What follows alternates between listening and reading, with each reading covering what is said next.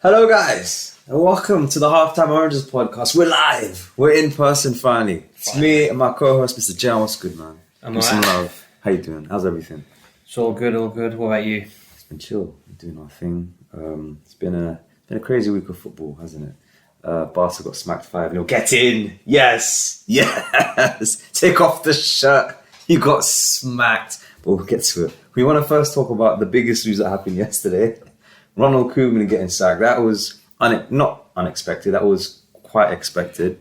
But I thought they would hang on to him until the end of the season. It would have made more sense too, because the financial disarray that they're in, I don't know who would want to take charge. Ronald Kuhlman is a good manager. They have to pay him quite a lot to sack him as well. What was it, 8 to 20 million, something like that? I think it's like 8 million, but because he bought himself out of his Netherlands contract, right? Mm-hmm. So I'm not sure if Barcelona have to pay Netherlands or Kuhlman himself, but it's quite a big payout for a manager as well. It is a good payout. They just lost yesterday. I think it was 2-1, was it? 2-1 to Real. Yeah. Real, yeah. That was the... No.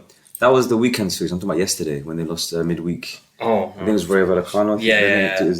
They lost that game. That would be the final nail in that coffin for Ronald Koeman. What does it say for Barcelona and what's next for them? Right now, talks are Javi. Well, first of all, Koeman's football's been awful, right? What was wrong about it? The look at the last, what was it? 15 points in, how many games was it? 10 games. 15 points in 10 games. 9th place. What's wrong about What was wrong about their football? It's just, from the fans' perspective, it's just not what they want at all. It's like prime Premier League, like old school football, just hit it up to the big striker up top and then see what happens. Like, what was that game against, was it Benfica in the Champions League or was it Kiev? They had 45 crosses in a single game, just hoping Luke de Jong would hit it. And then they put PK up front as well. Do you remember that? Yep. There's nothing. Highest goal scorer in the Champions League for a defender, by the way. PK? Yeah. Not Ramos? Nope. It's Joao PK. Didn't know that. But yeah, it's just been awful football. The results aren't there either. Like, if under Valverde, what saved him for a little bit was, it was poor football, but at least he was getting results, right? But under Kuhlman, it's just not happening. As for where they go from here, as you said, Xavi's the favourite. I don't know if he'll take it now. I'm not sure if he'll come mid-season. Who would change their team out there? Honestly... Or anyone who has a job right now who would want to go to Barcelona, who could change it? No one. Like the best manager out there, Conte, right? Probably right now, he's the one available. He's probably the top manager out there. I'd say top 5 manager in the world. There's no way in hell he's going there. Let's be real. What will stop him? The board, they've got no money to spend. The squad's awful. He doesn't see a project there that he can work with. Who else is there? He's not going to go.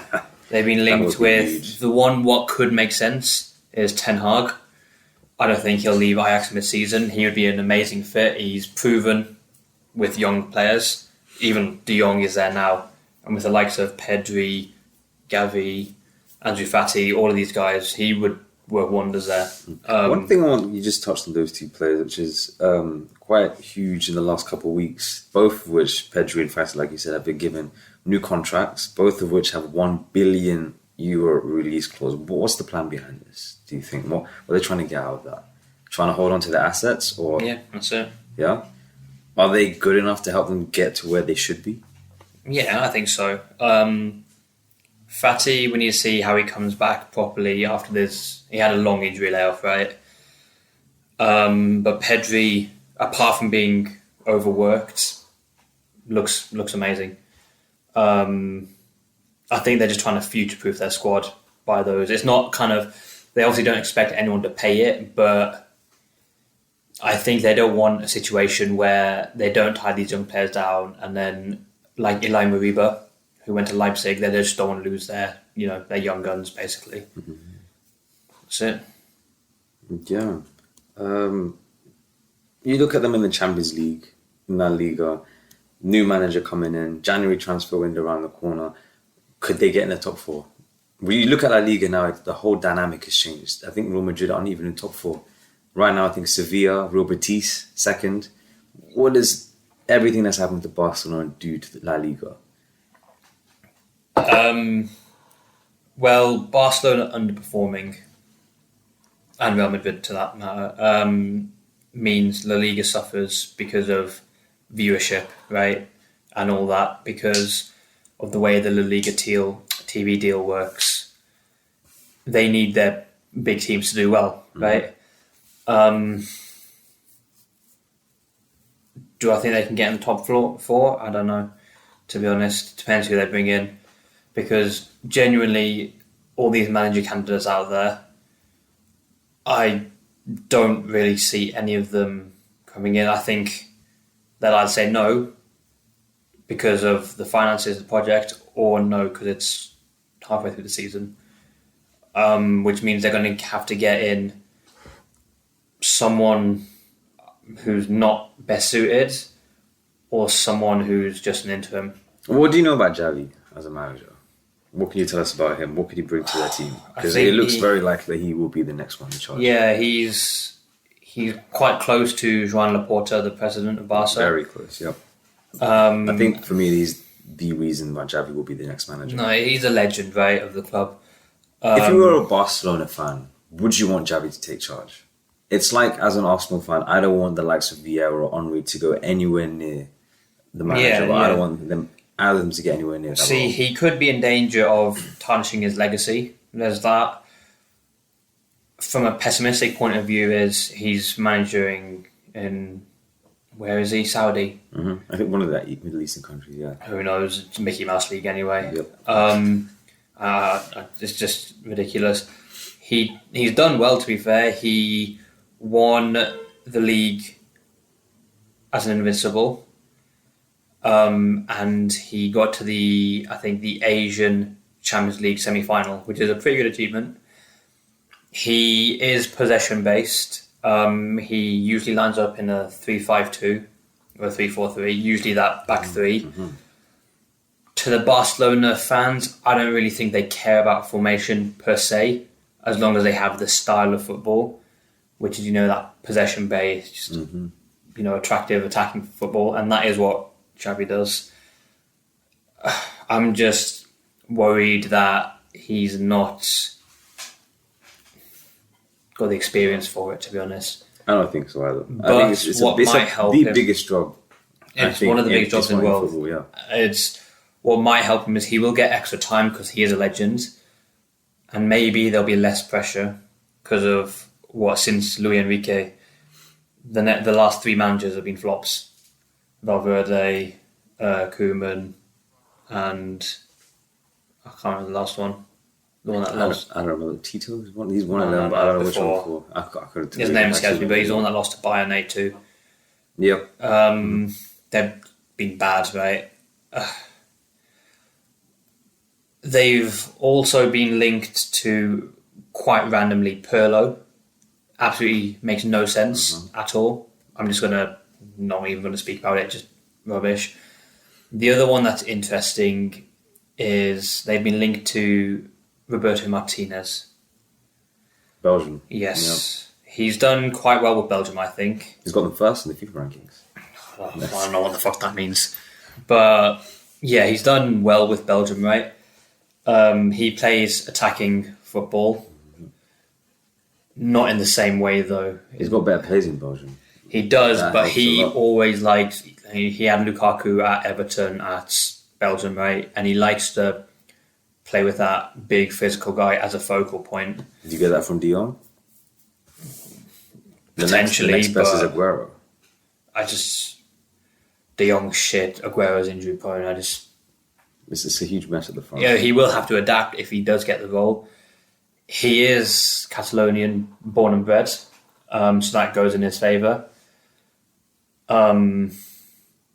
But I do think that he could get the job because I don't see anyone else going for it.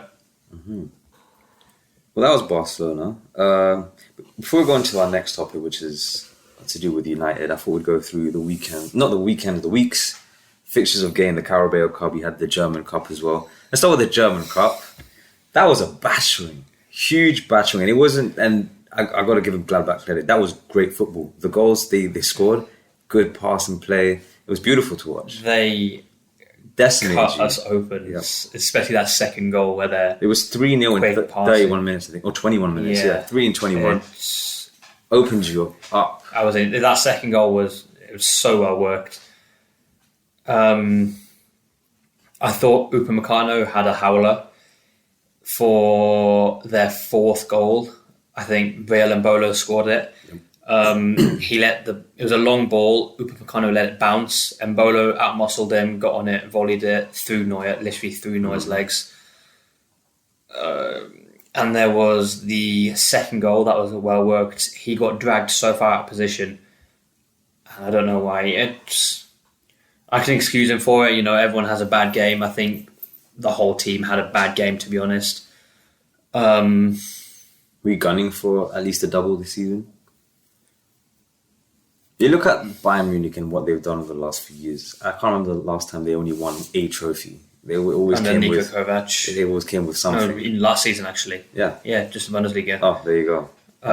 What is it you need? It's almost guaranteed you will win the Bundesliga. This happens every year, and there's just no competition really. I'm still holding out hope we can do well in the Champions League. I think we can. I think we're top of the group. I think we're one of the strongest teams in Europe. Yeah. Regardless of this loss, I don't think it affects. It's a freak result. I don't think it affects. It's a freak result. This doesn't happen. Yeah. I genuinely can't remember the last time we conceded so many goals. What round was it? Round of 16, was it? This time, second round. Second round. Wow, really early. Oh man. Yeah. But maybe you could say it's fatigue. I'll tell you what, Kimmich looked tired. Goretzka came off with an injury. I don't know what it is yet. But Hansi Flick, who wasn't in... Julian Nagelsmann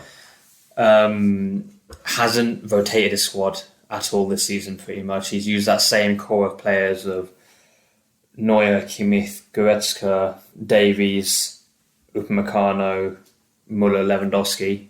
Those 7 guys he's been using pretty much every match. And it showed yesterday. They looked tired. They looked, I don't know, almost incoherent, to be honest. I don't think it's too much of a worry. I just think Nagelsmann has to figure out a lot of things, how to better use his squad. And just fair play Gladbach. I think they just talk through us. Mm-hmm. You got the Carabao Cup that happened over the weekend. Mm-hmm. We did what we needed to do. Wasn't easy, but I'd say it was expected. 2-1 win over Leeds. We're on a bit of a run now. 6 games undefeated. I don't actually think it was expected. I thought it could go either way. I was confident. Yeah. That's very rare for me to say as an Arsenal fan. I really? was confident we were going to win that. Leeds played a strong team. Calvin Phillips they did. Rodrigo was there. They had a good team out there. We played our second Harrison. That was a great save by Leno. Yeah, he didn't see it. He saw it late. That was a reflex save. He's showing that he's knocking on the door saying, I'm not out of it just yet. He's knocking on the door. As he should be, because he's a quality keeper. He's always been a quality keeper. I'm not the biggest fan of Ramsdale, I think. Really? Yeah. Even what he's been doing? I think he's been... Give him praise. He's been playing well. He's been amazing for us. But... Distribution him at Bournemouth, where was he before that? Sheffield United. Yeah. Got them both relegated. But if you remember, Sheffield United, he was the player of the season, both the young and the player of the season. They had an awful season, though. He kept them. Yes. They didn't keep them in it, but he did what he could to make sure it wasn't as bad as it looked. No, I just don't think he's Arsenal quality, to be honest. Well, do you think we're playing Leicester on the weekend, right? And a lot of Arsenal fans are really nervous because it's for us almost like a defining game. Mm-hmm. So away to a good side who beat United. Let's not forget. Was it United? Was it? Leicester, yeah. Yeah, Leicester. They beat United quite convincingly too. We're looking at and thinking the last few games we haven't lost. Okay, it was against the likes of Norwich, Burnley, and out of form Spurs and out of form Villa, maybe. But now up against a very good side. If we win that, people will start to believe that maybe there is a process happening. Because again, mathematically, you look at the league table, only 3 points off. So we win that game against Leicester, and I might just start to believe a little bit. Believe what? You can get top 4. Believe that we can get Europe. But top 4 isn't out of the question. And if we beat Leicester, I think Europe is something we can get to. But that's Arsenal. Let's look at the other fixtures in the Carabao Cup. We had City finally knocked out. Finally, they're not retaining their titles against West Ham on penalties. Phil Foden missed it.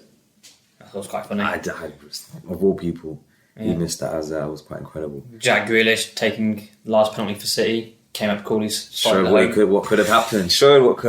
But it is what it is.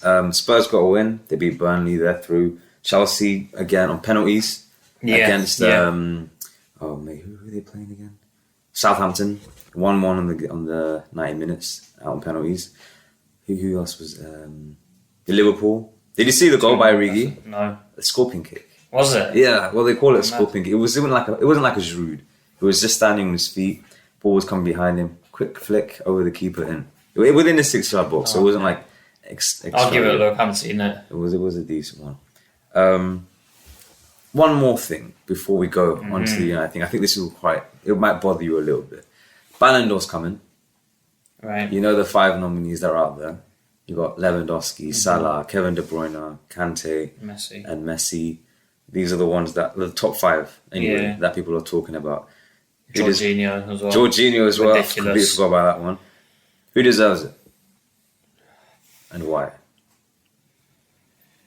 Well, the thing is, if you've seen how they recently released how they mark the Ballon d'Or, right? So the Ballon d'Or is done on the player's year, which is wrong, first of all, because they look at the season, right? Which it should be calendar year, but hey-ho. Mm-hmm. They also take into account the player's career, hence why Modric won it in 2018, which again is wrong because it should be on the year, right? Mm-hmm. And then they look at kind of sportsmanship and off-the-field stuff. So that's why Simon Kjær got nominated for what he did with Eriksen in the Euros, right? Oh, yeah. Because sporting-wise, he should not be on that list, but he's on the list for other reasons. Good for him. Like, he did amazing, but I don't think he should be nominated for the Ballon d'Or. Going on those categories that they've said, this year, okay, look, Messi's going to win it, right? Is he? Messi will win it because he's won the Copa America as well. Mm-hmm. Do I think he's been the best player this year? No, and I don't think it's bias either. Last year and this year, I just think it's been Lewandowski. Mm-hmm. Last year, the treble. He would have won it last year. He won the sextuple last year, not the treble. This year, he broke Gerd Muller's record of around 42 years, which is insane. And he's been putting up better numbers than anyone else. He's got over 1.1 expected goals a game. The next closest is, I think, 0.8 goals, expected goals a game, which is insane. That's a 0.3 per game difference. He's been phenomenal, and he's not carrying Bayern, but he's spearheading them, and he's a perfect striker, isn't he? What would you say to people saying that right now Salah is the best player in the world right now? I think he's performing the best right now. That's what I'd say. I wouldn't say he's the best. What do you mean right now? The last 3 weeks? Then yeah, maybe. Nah, I'd say this season. I'd say he's been better than anyone else this season. He's been better than Ronaldo. He's been better than Messi. Lewandowski maybe. I don't think he's been better than likes of Kante, De Bruyne. 10 goals already this season. Yeah. A hat-trick away to Old Trafford. No one really does that. Yeah. Lewandowski's been doing it though. Okay. Is he world class? Who? Salah. Yeah. Yeah? Yeah. What makes someone world class? See, there's loads of ways of defining it. A lot of people say you're world class if you're like top 3 in your position. I disagree with that. I think there can be less than that many world class players. For example, I don't think there are 3 world class left backs right now. Yeah.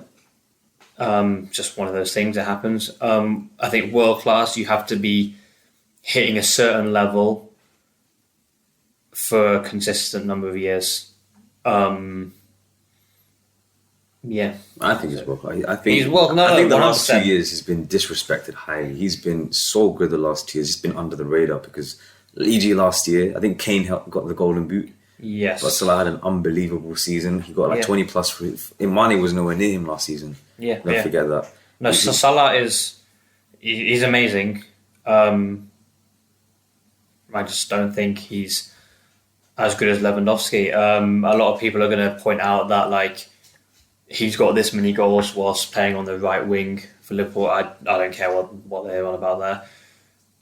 His starting position or his average position even might be on that right wing, but he is still his side's main source of goals. Mm-hmm. He is the striker. Just because he's positioned on the right wing doesn't mean he's a winger. His role in that side is a striker. He comes in and does the business. He comes in and they feed him, yeah. Yep. That's what it does. Quickly, don't think about it. Who would you want as your manager right now? Klopp or Pep? Pep. Okay, interesting. All right, let's move on to what the second topic we wanted to talk about, and that was Ole Gunnar Solskjaer and Manchester United. We got what people are dubbing El Sacico this weekend. Oh God! I think it's away to Spurs. Spurs could be the final nail in the coffin for Ole. Yeah. They are on the exact same number of points as Arsenal. Yeah, we were dubbed the relegation battle, and they were going for the title. Look what's happened now. What are United? Do they have what evidence is there for them to back him as much as they are? Even Sir Alex Ferguson, he's part of the board. They're backing him hard. They refuse to sack him. Why? Why would they keep him on board? What evidence do they have to say he has every right to still be here? He's going to give us results. He's going to get us results. He's going to get us somewhere. I absolutely could not tell you. What's happened here then? Yeah. He came second last season, right? Yep. Europa League final against Villarreal. He's lost 2 Europa League finals now, right? No, just one. Just one, and then 1 cup final. It was all semi-finals. He just kept getting knocked out in semi-finals. I think 5 semi-finals in a row knocked out. If I'm CEO or sporting director or part of the board, I honestly don't see why you keep him other than there's a lack of better options.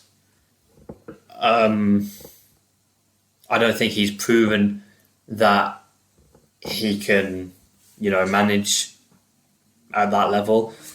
He's got nothing on his CV. He's managed Cardiff got them relegated and Mulder, Norway, yeah, and done nothing. I think he's a decent manager, and if they can't get anyone decent, you keep him because of a lack of options, right? But you need someone better to take United to the next level, right? Mm-hmm. Out of the candidates available, the 2 biggest ones or biggest names being linked are Zidane and Conte again. Conte heavily linked. He got Fabrizio Romano edging him on close to United. If I was the United board, I would not sign Conte because I just don't think he fits the squad at all. I mean, so many United fans, they want a 3 at the back. Conte does exactly that. They could do exactly fine, but their attack is bloated as it is, and Conte will play. He prefers a 2 up top, but he could play the 3-4-3, which is again a maximum of 3 players. At Milan, he used Lukaku and Martinez, which is a 2. Together, he likes that front 2. He did that at Juventus with Tevez and stuff as well. They've just spunked 80 million on Sancho. Under Conte, he's got no position. right? You think you stick with Greenwood over Sancho? Well, he's a winger. Where's he going to play? He's not playing as a wing back. Let's be real. Ronaldo doesn't do the pressing that Lautaro and Lukaku do, or that any of his Conte strikers would he wants them to do. They've got Rashford, Greenwood, Sancho, Ronaldo, Cavani, Martial. Even looking behind that, you've got Bruno Fernandes, who hasn't really got a home in the 3-4-3. He'll have to play 3-5-2. You've got Pogba, who sometimes plays on the left. You've got Lingard, you've got Mata. You've got so many players there that...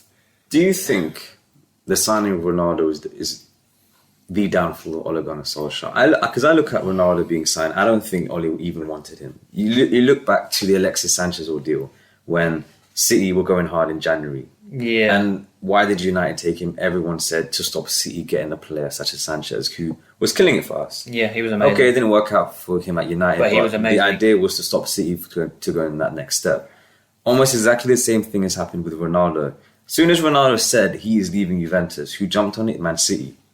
All the United fans giving him stick, going on social media, you're a traitor, demon, or snake, all that stuff. What happened? He come to United for 25 mil. Like you just said, he doesn't do the pressing game that Ole Gunnar Solskjaer I think he wants. And that leaves the likes of Fred, McTominay, who's been under a lot of fire by the United fans and the media. They have no backup. They have no support. Going on defense, when the attacking team is coming at them, they're exposed. Ronaldo doesn't do the pressing play like Cavani does. You know how hard Cavani works. So hard to press that ball, get at them, close down that defense. You got Bruno Fernandes. I don't think he's doing the work also. And then you have the likes of... Fernandes is one of the... He's got over 20 pressures per 90, which is a heck of a lot. Ronaldo, in comparison, has 2 per 90. He's just not playing the game that Ole wants. However, fine pressures. And then if you look at it again, remember when Ole benched Ronaldo? I can't remember which game it was, and the game ended up in a draw. And the heat he got, he can't drop him and he can't leave him out. He can't even take him off during the game. Because if anything goes wrong and Ronaldo wasn't involved in the game, you're going to get a lot of stick. How dare you not play the greatest player of all time in your team? Yeah. Basically. The issue is... So even if another manager came through, how is he going to deal with the Ronaldo situation? Well, there have been a lot of people online saying... Oh dear, it's all gone wrong. Okay. Yeah, so... Minor difficulty, technical difficulty, we're back again. Where were we? Ronaldo, yes. Yeah, so a lot of people have been saying online that Ronaldo can't do the pressing that he used to, or, you know, he doesn't do the work for the team or whatever. But if we look through history or his career, right, Ronaldo's never pressed at all. He's never done work. If you look at Ferguson's team under, when was it? When they won the Champions League, and even when they lost to Barca, you had Tevez and Rooney pushed out to the wings, and then Ronaldo brought as the central striker, even though Ronaldo was the winger. That was purely because Ronaldo didn't work, and Ferguson needed his wingers to, you know, track back and do the dirty work, basically. Ole has to find a way of managing that. What he hasn't realised yet, and I think is blatantly obvious to see, is the midfield has no cohesion. What he's doing is playing the two of Fred McTominay, sometimes Pogba, but we'll ignore that. It's Fred McTominay, Bruno on as the cam, and then he's been playing Rashford. Let's take this Liverpool game. Played Rashford, Greenwood, Ronaldo up top. What that did is Fernandes has to press because Ronaldo's not. Fine. So then Fernandes goes up high, leaving that hole in the middle, in the number 10 position. Rashford and Greenwood, I don't care what anyone says, they are strikers. They come narrow and they go high. So Ole's formation that he wanted was destroyed. It ended up being a 4-2-4. McTominay, as he's okay at winning the ball back, same as Fred. Fred is a good volume presser, but again, not successful pressures. Same with Fernandes. He presses 20 times per 90, but wins the ball back around 3.4 times per 90, which is not the best success rate. He needs to figure out a way of playing players in certain positions so it doesn't negatively affect the team, because he can't play Rashford, Greenwood and Cavani / Ronaldo up front, because 3 strikers, then none of them are helping in the defence and they're just getting exposed all over the place. It might help playing Sancho. He's not exactly the biggest defensive workhorse, but at least he will track back on the wing. How do you get the best out of Sancho with the team that they have? Because he's a player who got, 20 goals and assists He's last season? He's got 30 goals. There you go. 30 goals and assists in the last 3 seasons, and he's 21. So what's Ole doing wrong? What can he do to get the best out of him? Well, he needs help from his fullback, first of all, which he doesn't get from Wan-Bissaka. He's got no... Who did he get that from at Dortmund? First Hakimi. Yep. Then Thomas Meunier. Then, Mathieu Murray. But then Hakimi left. Then Sancho played a lot of last season on the left-hand side, where he got support from Rafael Guerreiro. Mm-hmm. Again, an amazing attacking fullback. They brought him to play on the right-hand side. That's completely fine. But they need to figure out a way of helping him out on that side, because he's getting isolated when he does get the ball. A lot of people think that he's just not getting the ball because Fernandes and whatever, but he's getting the ball a lot. He's just, when he gets it, he's just isolated. And there's only so much he can do, right? I think it could potentially help if Pogba played on the left. Because if Pogba plays on the left, he naturally comes infield where Luke Shaw overlaps, right? Meaning they have that extra body in midfield. In which case they could, in possession, go to almost a back 3 of Maguire, Varane, and then Wan-Bissaka. Luke Shaw bombing up, Sancho wide right, Pogba, Bruno, whoever's the 2 sitting, and then the central striker. Could work, but Ole just needs to find a way to balance the squad.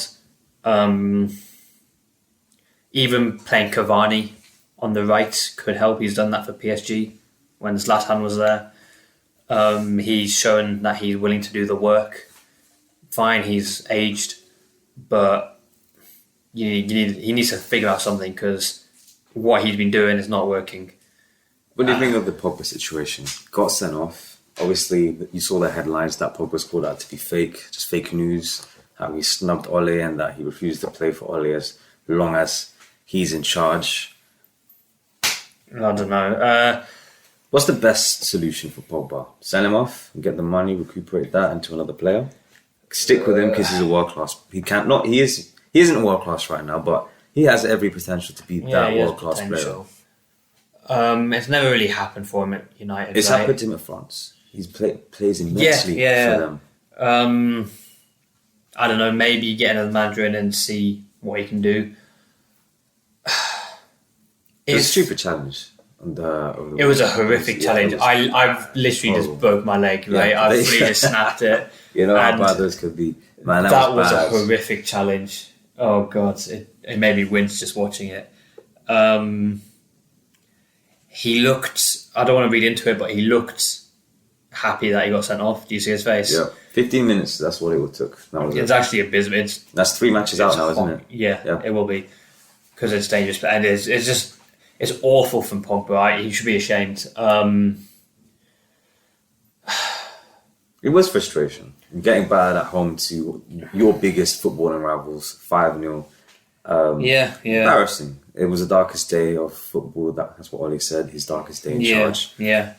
You see the next 3 games they have. Spurs, Atlanta away. They got lucky at home, I think. Yep, they did. And then they got City at home. When is it going to happen? It's when getting sacked. It's when, not if. I don't think it is. You think it's if? Yeah, I don't think he will. Really? No one they bring in now is going to change them drastically. I think Zidane genuinely says no. I think Zidane was a better fit than Conte. I think Conte, I think he'll say yes if he gets offered it. I wouldn't offer it to him because, again, I just don't think he's a good fit because he's going to waste so much attacking talent. He doesn't have the central midfield talent. You know, Matic has to leave the club. Fred, I just don't know what he is. Scott McTominay has to be sold, in my opinion. I don't know. Come January, United fans are begging for that DM. Who'd fit that role perfectly for them? The one they've been linked to heavily and would make a lot of sense, albeit being expensive, would be Declan Rice. Yep, 70 million was quoted last year in the summer, wasn't it? 100. 100? Yeah. And they can't spend that in January, though. No, they won't spend it in January, especially how much money they spend, right? Yeah, it is. That's potential for the summer. This season, Rice has progressed his game so much. It's actually surprising to see. Not only is he good at the defensive side, but his shooting's got a lot better, and his passing and ball carrying has also improved. And that's exactly what they want. Now, United need to decide what they want to do. They have to sell. I don't know when Pogba's contract is up, if it's this summer or next summer. But they have to get rid of one of Pogba and Van der Beek, right? Depending on what they do there, they bring in Declan Rice and then play the lone DM and then the two kind of floating eights, right? Or Pogba as that DM. Or you sign two DMs to play a double pivot. And the other one they've been linked to heavily is one that they tried to sign over a year ago now, Jude Bellingham. Ah, wow. Who, let me saw what he did over the weekend. Great goal. Fuck me, he's so good. I told you, he's genuinely phenomenal already. At 18 years old, he's genuinely England's best central midfielder. Him throw. Yeah. No, Bellingham's another level. All right. Bellingham and Declan Rice as a double pivot would be amazing. That would fix United straight up. Play Fernandes in the 10, then you're sorted. Rice and Bellingham both put up great defensive numbers. Both can progress the ball. Fine, Bellingham's best position is as that number 8, but he works fine in double pivot. I personally think they do need two central CDMs, right? So another potential one is someone who Arsenal have targeted in Yves Bissouma. He would do amazingly for them. They've also been targeting, or they've been linked to, let's say, Wilfred Ndidi, who doesn't do enough ball progression, in my opinion, whether it be passing or dribbling. Amazing defensively. Maybe that's all they need, to be fair. But I think they want, or they should get someone who's better on the ball. Yeah. What do you think? That sounds about right when it comes to they would surprise me if they finish in top 4, because I think it will be Arsenal that finishes in the top 4 now. No, you're tripping. Hey, we can only dream. Let's look at the weekend's fixtures now before we wrap up today's session. United against Spurs. El Sakiko. How do you see that one going? Spurs are also under pressure as well. You know how they've been doing the Conference League. They lost to Vitesse 1-0, scraped to win against Burnley. Spurs fans are very unhappy with the football that's being played. Remember, Nuno was 5th choice. It's not looking good for them. It makes me happy though. It's difficult, this one, because they're both horribly out of form. I'm going to go for United. No, I'm going to go for a draw. Going for a draw for that one. Yeah. Yeah, we've got another spicy game, Liverpool-Brighton. Brighton, I mean, Graham Potter, he's been playing some really good football with Brighton as of late. Got them. He's a phenomenal manager. They were in top 4 for a while, not too long ago. Dropped off a little bit. I think it was after they got the draw against us. They recently lost at home to Leicester. No, that was Brentford, sorry. What did they do last week? They got battered at home to City, but again, that's Man City. That's not really a surprise. How do you see this one going? Liverpool at home. Salah, another masterclass? Not a masterclass, but I think Liverpool win. The issue with Brighton is, look, they've been doing amazingly. Last season, they underperformed XG. There's been all those memes about that, right? Yep. But if you look at their squads, they've got absolutely no attackers. Right? They've got Neil Maupay, who's average, maybe below average striker. Then they've got fuck all. They've got, McAllister. I mean, they've got attacking options. You've got Lamptey, after the last game was Again, amazing. he's a wing back. Going forward. He gave it to City. He took the Look, he's a good player, but he's just coming back, right? They've got nothing else. They've got no high-quality wingers or strikers or even attacking midfielders, you know? So, to Graham Potter to do what he's been doing, just hats off to him. He's been amazing. So are you going for that one? Liverpool. Battering or? Comfortable win. 3-0. Let's look at your team. You've got a spicy game at home to West Ham.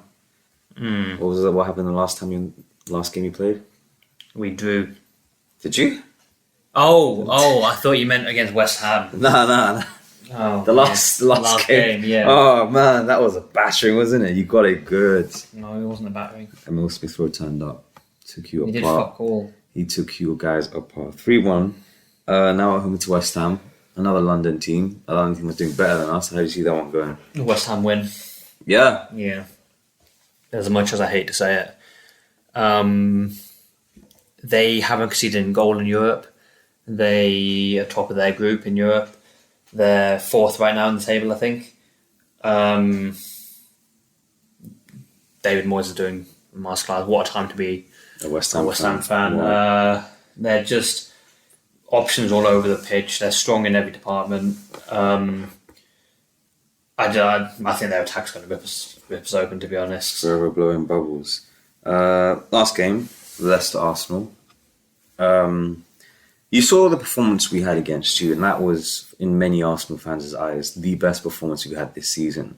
That being said, from what you watched, is that enough to beat Leicester? You were amazing against Villa. You were genuinely the best I've seen Arsenal play in a very, very long time. To beat Leicester,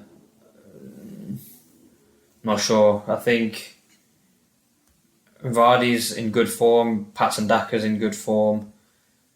Harry Barnes scored recently as well. I think it'll be tight. If Arsenal continue from where they left off against Villa and everything, then they win.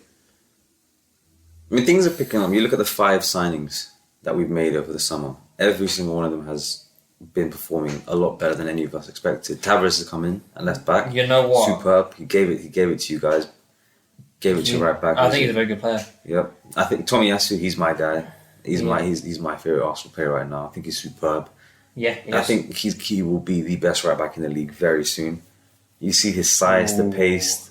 He can whip a ball in, good passing, aerial. Wins all the aerial duels. He's not afraid. Strong. Genuinely, he's got aggressive. He's what you want in a right back. Honestly. You know what? I'm going to go for an Arsenal win. Yeah. Yeah. I think. Yeah. I think. Yeah, I think Arsenal are going to extend their run of good form. I'll be interested to see their player selection. 1, 2, who starts in goal. Ramsdale. It will still be Ramsdale. I think so. And who they're going to go for up front. Would that surprise you, like I said, as a number 10?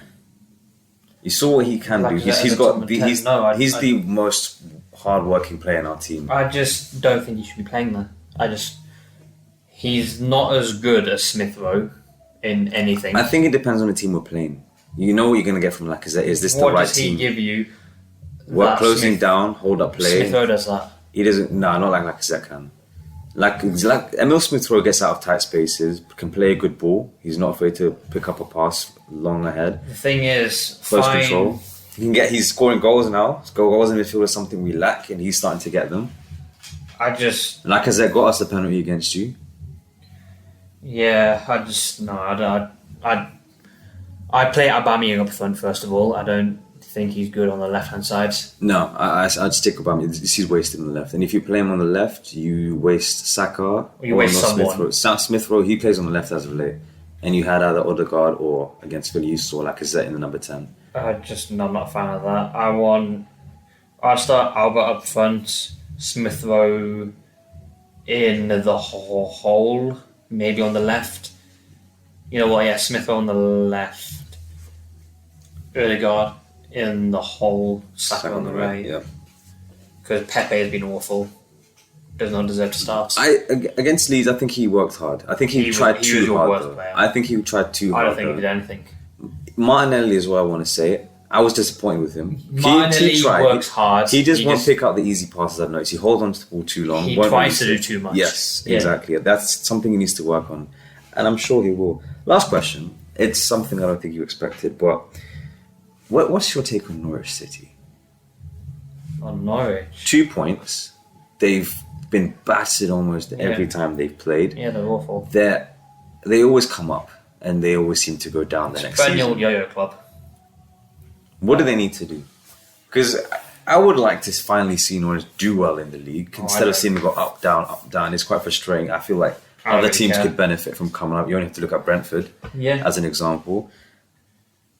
They may or may not sack their manager. He's been very good to them for a while. He did well. Relegated, promoted, probably going to get relegated again. If you were Sam Allardyce, would you take the job? Isn't he retired now? He has retired, but let's say he came back, Norwich sacked their manager. Could he keep them up? He's known for doing that. Okay, he didn't do it with West Brom, but he's well known for keeping teams in the Premier League. Would I take it? Yeah, why not? He's literally got nothing else to do, eh? What manager out there should Norwich be gunning for? Because I don't think this manager's going to do it for them. I don't think they're going to get any managers that they want unless they get someone unknown, right? It's a hard project. The thing is, it's tough because I do think he's a good manager, Farke. They've just sold their best player in Buendia, right? Cantwell hasn't done much. They lost Will Hughes, right? Pookie isn't really doing it as much as he used to. Remember when a couple of seasons ago, at the beginning of the season, he was killing it. He just went on a run. It was the guy. The end of the season, beat City. Remember? I think it was at the Etihad. They beat City. It's just they got nothing. They fully just got nothing going for that team. Quality nowhere. Maybe Tim Krul. That's it. But they need to find a different approach to their player recruitment, I think. Maybe even their manager recruitment, if they want to change. I think they need to find a more long-term project, even if that means staying in the Championship for a little bit and developing those players in the Championship. Because every time they come up, they go down, and they need to find a way of preferably young English homegrown players and building them up with you as a team to make you stay up, right? It's not going to be a quick fix. I just don't see it. All right. Quickly, who are you captaining for this weekend in the FPL? In my fantasy, for the fans, who you captaining this week? Do I give it away? I will be captaining. You know what? Salah again. I'm sticking to Salah. Home to Brian. He's going to do another madness. But that's that for this week's episode of the Halftime Oranges podcast. Hope you guys enjoyed. Please leave a like, comment, and always subscribe. Any last words? If you've got a topic for us to talk about, then let us know in the comments. And yeah, thank you guys for listening. Thanks for watching, guys. We'll see you next week. Take care and peace.